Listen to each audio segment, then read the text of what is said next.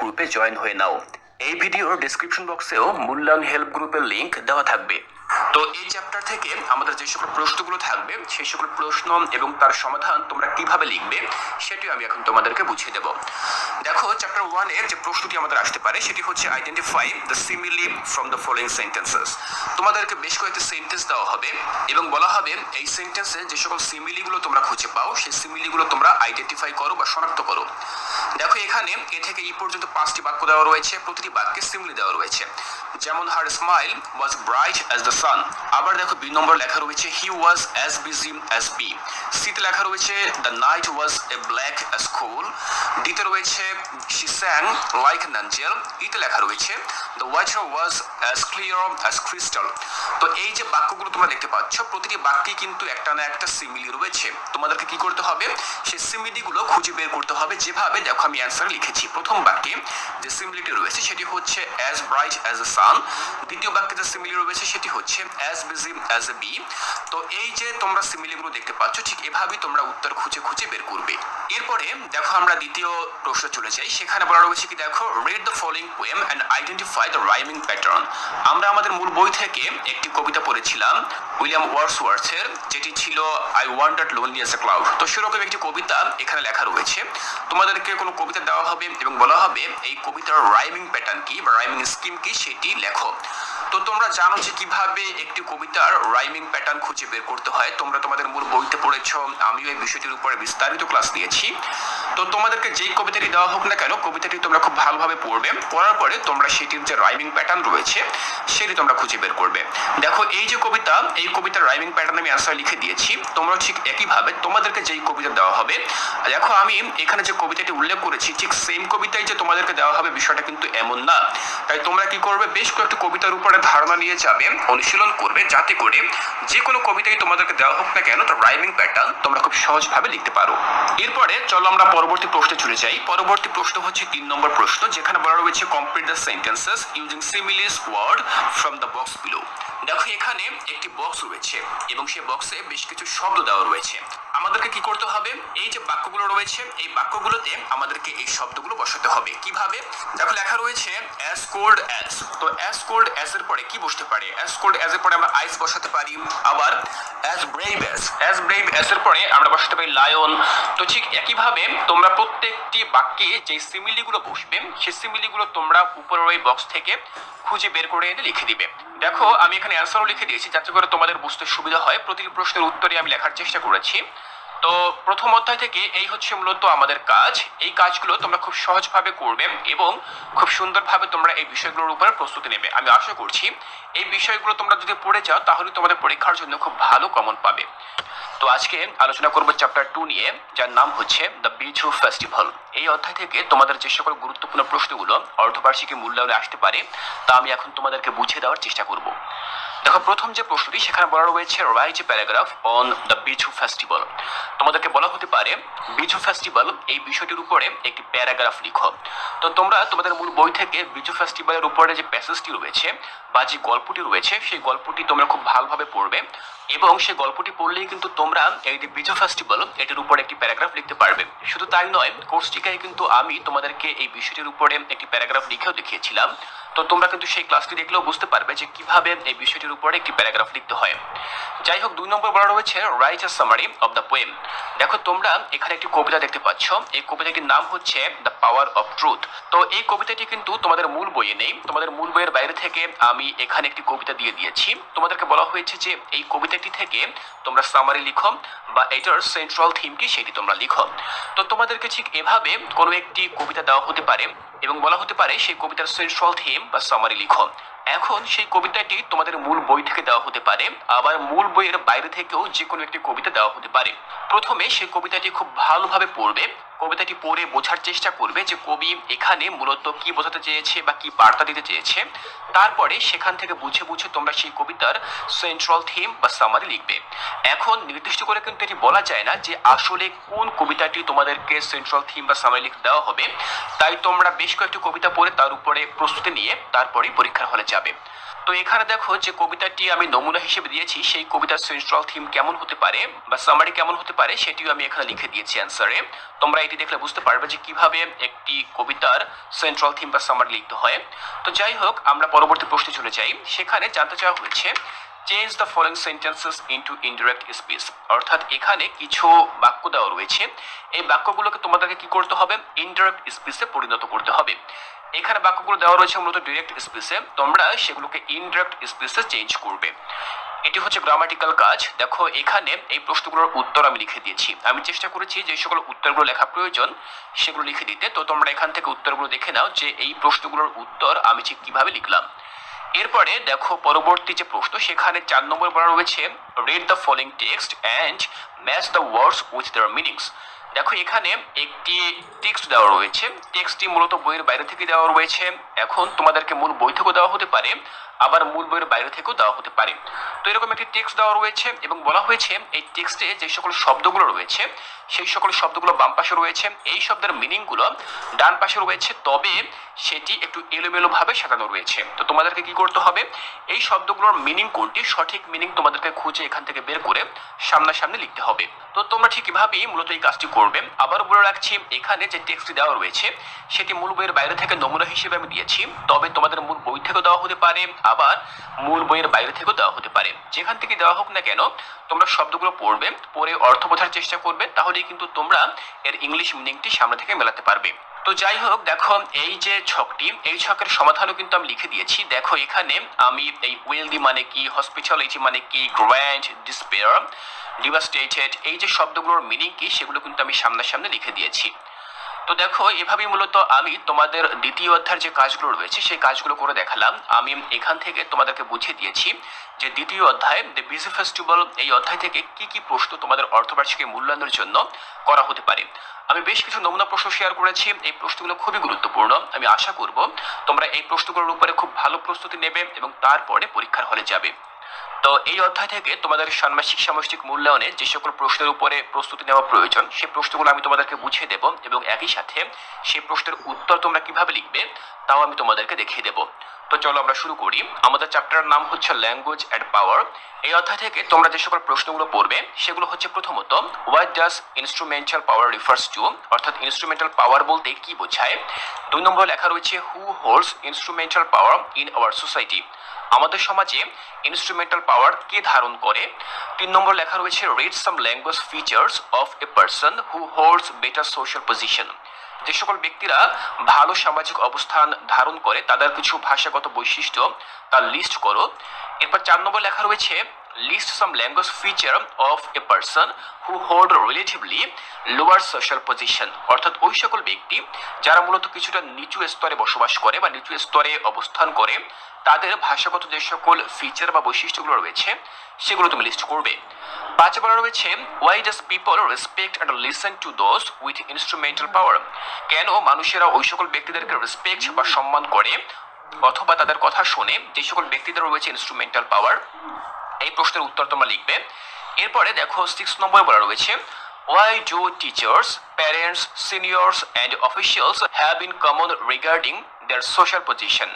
দেখো বলা রয়েছে যে টিচার অর্থাৎ আমাদের শিক্ষক, পিতামাতা, তারপরে বয়োজ্যেষ্ঠ যে সকল ব্যক্তিরা রয়েছে এবং দাপ্তরিক যে সকল ব্যক্তিরা রয়েছে কেন তাদের সাধারণ এই সকল সোশ্যাল পজিশনগুলো থাকে, অর্থাৎ ইনস্ট্রুমেন্টাল পাওয়ার তারা ধারণ করে। তো এই প্রশ্নের উত্তর তোমরা দেবে। এরপর 7 বলা রয়েছে how is the position and authority of the people with instrumental power reflected in their communication, অর্থাৎ যে সকল ব্যক্তিরা মূলত ইনস্ট্রুমেন্টাল পাওয়ার ধারণ করে তাদের কর্তৃত্ব কিভাবে তাদের কমিউনিকেশন বা যোগাযোগের মধ্যে ফুটে ওঠে বা প্রতিফলিত হয়।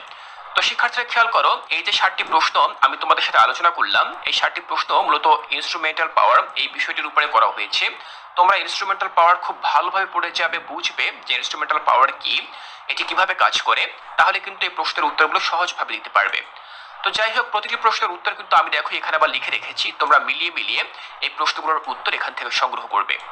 এরপর দেখো পরবর্তী যে প্রশ্ন, সেখানে জানতে চাওয়া হয়েছে suppose you are the secretary of Palashdanga secondary school Victory Day Celebration Committee. Now write a notice for the students to organize these events. দেখো বলা হয়েছে মনে করো তুমি তোমার স্কুল, সেটি যে কোনো স্কুল হতে পারে, সেই স্কুলে যে ভিক্টোরি ডে সেলিব্রেশন করা হবে বা বিজয় দিবস উদযাপন করা হবে, সেই উদযাপন কমিটির তুমি হচ্ছ সেক্রেটারি বা সভাপতি। তো এখন তোমাকে কি করতে হবে না, write a notice for the students to organise this events. তো এখন তুমি শিক্ষার্থীদের উদ্দেশ্যে একটি নোটিশ লিখবে যে কিভাবে মূলত এই প্রোগ্রামটি অনুষ্ঠিত হবে, সেখানে কি কি থাকবে। তো এই হচ্ছে মূলত বিষয়। এখন দেখো এখানে আমি যে এই বিষয়টির উপরে একটি নোটিশ লিখতে বলেছি, এখানে যে এই বিষয়টি থাকবে এমন কোনো কথা নেই, এখানে অন্য যে কোনো বিষয়ের উপরে কিন্তু তোমাদেরকে নোটিশ লিখতে বলা হতে পারে। তো তোমরা সেই বিষয়টির উপর নোটিশ লিখবে। তোমরা যদি জানো যে কিভাবে নোটিশ লিখতে হয়, তাহলে কিন্তু তোমরা এটি খুব সহজভাবে লিখতে পারবে। তো যাই হোক, দেখো আমি তোমাদের জন্য একটি নোটিশ লিখেও এখানে রেখেছি, যাতে করে তোমরা বুঝতে পারো যে কিভাবে একটি নোটিশ লিখতে হয়। তোমরা ঠিক এভাবে একটি বক্স করবে। বক্স করার পর শুরুতেই তোমরা তোমাদের স্কুলের নাম বা শিক্ষা প্রতিষ্ঠানের নাম লিখে দিবে, এরপরে বড় করে লিখবে নোটিশ, এরপরে তোমরা ডেট দিবে, অর্থাৎ যেই তারিখে তুমি নোটিশটি লিখছো সেই তারিখটি তোমরা লিখবে। এরপর হচ্ছে সাবজেক্ট, তুমি যেই বিষয়ের উপরে নোটিশটি লিখছো সেই বিষয়টি তোমরা এখানে লিখবে। যেমন আমাদের বিষয় হচ্ছে ভিক্টোরি ডে সেলিব্রেশন ইভেন্ট, তো সেটি আমরা লিখলাম। এরপরে ডিয়ার স্টুডেন্ট বলে তুমি কি করবে, তোমার বাকি যে লেখাটুকু অর্থাৎ মূল বক্তব্য, সেই মূল বক্তব্য তুমি এখানে শেয়ার করবে। যেহেতু এটি হচ্ছে একটি প্রোগ্রাম আয়োজন করার নোটিশ, তাহলে তোমাকে অবশ্যই খেয়াল রাখতে হবে তুমি যে নোটিশ লিখবে সেখানে কিন্তু সেই প্রোগ্রামটি সম্পর্কে বিস্তারিত বিবরণ দেওয়া থাকবে, যে প্রোগ্রামটি কিভাবে অনুষ্ঠিত হবে, সেখানে কি কি থাকবে, এই সকল বিষয়গুলো তোমরা উল্লেখ করবে। এবং সবশেষে তুমি ঠিক এভাবে তোমার নোটিশটি শেষ করবে। তো শিক্ষার্থীরা, আমি উত্তর লিখে দেখিয়েছি যাতে করে তোমরা বুঝতে পারো যে কিভাবে একটি নোটিশ লিখতে হয়। আমি আশা করছি এখান থেকে তোমাদের বুঝতে আর কোনো অসুবিধা নেই। তো দেখো আমাদের চ্যাপ্টার 4 এর নাম হচ্ছে প্যারাফ্রেজিং এন্ড রিফ্রেজিং। তো এই চ্যাপ্টার থেকে যে সকল প্রশ্নগুলো আসতে পারে তার মধ্যে প্রথম প্রশ্নটি হচ্ছে what is paraphrasing, write some techniques of paraphrasing A text. তো এখানে প্রশ্ন করা হয়েছে যে প্যারাফ্রেজিং কি এবং প্যারাফ্রেজিং করার কিছু টেকনিক বা কৌশল সম্পর্কে লেখো। এরপর 2 নম্বর লেখা রয়েছে প্যারাফ্রেজ দ্য ফলোইং টেক্সট। তোমরা এখানে দেখতে পাচ্ছ একটি টেক্সট দেওয়া রয়েছে, তোমাকে ঠিক এরকম একটি টেক্সট দেওয়া হবে। আমি এখানে যে টেক্সটটি দিয়েছি ঠিক একই টেক্সট যে তোমাকে দেওয়া হবে বিষয়টা এমন না, তোমাকে অন্য কোনো টেক্সট দেওয়া হতে পারে। তো বলা হবে যে এই টেক্সটটিকে প্যারাফ্রেজ করো। তো তখন তোমরা কি করবে, প্যারাফ্রেজের যে টেকনিকগুলো রয়েছে সেই টেকনিকগুলো অনুসরণ করে তোমরা সেই টেক্সটটিকে খুব সুন্দরভাবে প্যারাফ্রেজ করে দেবে। দেখো এই টেক্সটটিকে আমি প্যারাফ্রেজ করেছি, আমি অ্যান্সারও কিন্তু এখানে লিখে দিয়েছি। তো তোমরা ঠিক এভাবেই এই কাজটি করবে। এরপর দেখো পরবর্তী যে প্রশ্ন, সেখানে 3 নম্বরে বলা রয়েছে The graphs below shows the number of mobile phone and internet users in Bangladesh from the period 2014 to 2018. Summarize the information given in the graph below. দেখো এখানে মূলত একটি গ্রাফ চার্ট দেওয়া রয়েছে, তোমরা দেখতে পাচ্ছ গ্রাফ, তোমাদের মূল বইতেও কিন্তু এরকম গ্রাফ ছিল। তো বলা হয়েছে যে এই গ্রাফ চার্টটিতে মূলত 2014 থেকে 2018 সাল পর্যন্ত এই সময়টির মধ্যে বাংলাদেশে মোবাইল ফোন এবং ইন্টারনেট ইউজার যারা রয়েছেন তাদের একটি পরিসংখ্যান দেওয়া রয়েছে। তো এই যে পরিসংখ্যানটা এটি মূলত গ্রাফ চার্টের মাধ্যমে উল্লেখ করা হয়েছে। তোমাদেরকে কি করতে হবে, এটিকে সামারাইজ করতে হবে টেক্সটে, অর্থাৎ এই গ্রাফটিকে তোমরা টেক্সটে রূপান্তর করবে। মূলত তোমরা এটি উপস্থাপন করবে যে এই গ্রাফটি দিয়ে তুমি কি বুঝতে পেরেছো, সেটিকে তুমি সারমর্ম বা মূলভাব হিসেবে উপস্থাপন করবে। তো এখানে দেখো আমি যে বিষয়টিকে উল্লেখ করেছি, যেমন mobile phone and internet users of Bangladesh, অর্থাৎ বাংলাদেশের মোবাইল ফোন এবং ইন্টারনেট ইউজার যারা রয়েছে তাদের উপর একটি গ্রাফ চার্ট। তো এটি যে থাকবে বিষয় হিসেবে, বিষয়টা কিন্তু এমন না, এখানে কিন্তু অন্য যে কোনো বিষয় দেওয়া হতে পারে। তো তোমাদেরকে যে কোনো বিষয় দেওয়া হোক না কেন, তোমরা তোমাদের মূল বই থেকে পড়েছো যে কিভাবে গ্রাফ চার্ট থেকে বা পাই চার্ট থেকে তথ্য বিশ্লেষণ করতে হয়, সেই কৌশলগুলো কাজে লাগিয়ে তোমরা এটিকে বিশ্লেষণ করে দেবে। তো এই প্রশ্নের উত্তরটি যদি তোমরা লেখো তাহলে সেই উত্তরটি কেমন হবে, দেখো আমি অ্যান্সার লিখে দিয়েছি এখানে, অর্থাৎ গ্রাফ চার্টটিকে আমি টেক্সটে রূপান্তর করে দিয়েছি। তো তোমরা ঠিক এভাবে সেটিকে কনভার্ট করবে, এই হচ্ছে মূলত কাজ। তাহলে শিক্ষার্থীরা তোমরা দেখলে যে চতুর্থ অধ্যায় থেকে কি ধরনের প্রশ্ন আসতে পারে এবং সেই সকল প্রশ্নগুলো তোমরা কিভাবে সমাধান করবে। আমি কিন্তু মাই গড বন্ধুরা, আমি একটা দারুণ ইংলিশ লার্নিং অ্যাপ খুঁজে পেয়েছি। এটার নাম হচ্ছে পারলো, আর এটাকে ইউকে তে ডিজাইন করা হয়েছে। এটার মধ্যে দারুণ দারুণ কন্টেন্ট আছে, যেমন ইংলিশ লেসন্স, দারুণ হাই কোয়ালিটি ভিডিওস দিয়ে কিছু কিছু ইন্টারেস্টিং অ্যাক্টিভিটিস। এক হিসাবে ভাবতে পারো তুমি একটা ইংলিশ টিচারকে নিজের পকেটে নিয়ে ঘুরছো। সিরিয়াসলি আমার ইংলিশ আগের থেকে অনেক ইমপ্রুভ হয়েছে। তুমি যদি সত্যি ইংলিশ শিখতে চাও তাহলে আজকে ডেটের বেস্ট অ্যাপ হচ্ছে এই পারলো অ্যাপটা। তো ফটাফট অ্যাপটাকে ডাউনলোড করো আর রকেটের স্পিডে ইংলিশ পড়ো। বিশ্বাস করো তোমার ওই অ্যাপটা দারুণ লাগবে। একেবারে উত্তর সহ তোমাদেরকে বুঝিয়ে দিয়েছি যে এই প্রশ্নগুলোর সমাধান তোমরা কিভাবে লিখবে। আমি আশা করছি এই প্রশ্নগুলো যদি তোমরা পড়ো তাহলে তোমাদের পরীক্ষা প্রস্তুতি অনেক ভালো হবে এবং তোমরা পরীক্ষায়ও ভালো ফলাফল করবে। এটি হচ্ছে ইংরেজি সিলেবাসের একেবারে শেষ অধ্যায়। তো চ্যাপ্টার 5-এ যে প্রশ্নগুলো তোমাদের জন্য গুরুত্বপূর্ণ, যে প্রশ্নগুলো ষান্মাসিক সামষ্টিক মূল্যায়নে আসতে পারে, সেই প্রশ্নগুলো নিয়ে আজকে আলোচনা করব। তো দেখো, চ্যাপ্টার 5-এর নাম হচ্ছে রাইটিং কোহেসিভলি।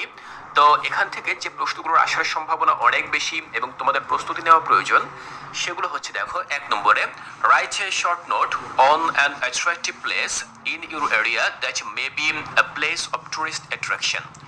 তোমাকে বলা হয়েছে যে একটি শর্ট নোট লেখো কোন একটি অ্যাট্রাকটিভ প্লেস বা চমৎকার একটি জায়গা সম্পর্কে, ইন ইউর এরিয়া, তোমার এলাকায় বা তোমার অঞ্চলে কোন একটি চমৎকার জায়গা সম্পর্কে তুমি একটি অনুচ্ছেদ লেখো বা একটি শর্ট নোট লেখো, যেটা কিনা may B a place of tourist attraction, যেটা কিনা একটি টুরিস্ট অ্যাট্রাকশন বা ভ্রমণ পিপাসুদের জন্য বা পর্যটকদের জন্য ভ্রমণ করার একটি জায়গা হতে পারে। Also describe why people should visit this place, এবং সেই নোটে তুমি এটাও ডিসক্রাইব করবে যে কেন মানুষদের সেই জায়গাটি ঘুরতে যাওয়া উচিত। তো এটি হচ্ছে প্রথম প্রশ্ন।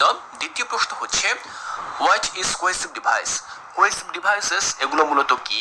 What is the function of cohesive devices in writing? লেখার মধ্যে কোহেসিভ ডিভাইসের ফাংশন বা কার্যপ্রণালী মূলত কি বা কাজ কি? 3 নম্বর বলা রয়েছে, describe different kinds of cohesive devices.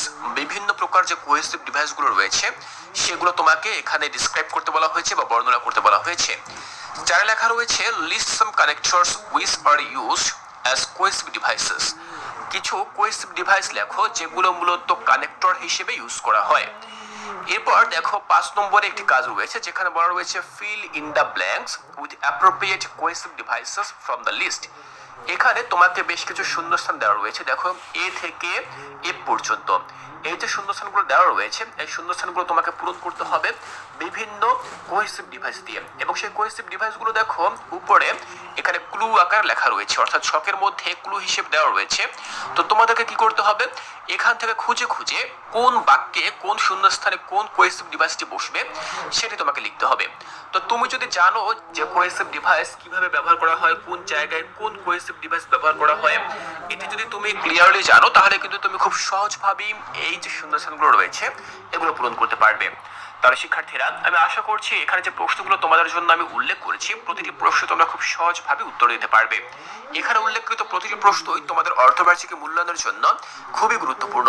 তাই আমি আশা করব তোমরা অবশ্যই খুব ভালোভাবে এই প্রতিটি প্রশ্নের উপর প্রস্তুতি নিয়ে যাবে, যাতে করে অর্ধবার্ষিকী মূল্যায়নে এই প্রশ্নগুলো আসলে তোমরা খুব সহজভাবে এই প্রশ্নগুলোর উত্তর দিতে পারো। শিক্ষার্থীরা, এর পরবর্তী ক্লাসে আমি তোমাদের 8ম শ্রেণীর অন্য কোনো একটি সাবজেক্ট নিয়ে আলোচনা করব এবং সেই সাবজেক্টে অর্ধবার্ষিকী মূল্যায়নে কোন কোন প্রশ্নগুলো আসতে পারে তা আমি উত্তর সহ অধ্যায় ভিত্তিকভাবে তোমাদেরকে বুঝিয়ে দেব। তাই শিক্ষার্থীরা, এর পরবর্তী ক্লাসগুলো দেখার আমন্ত্রণ জানিয়ে আজকের এই ক্লাসটি এখানেই শেষ করছি।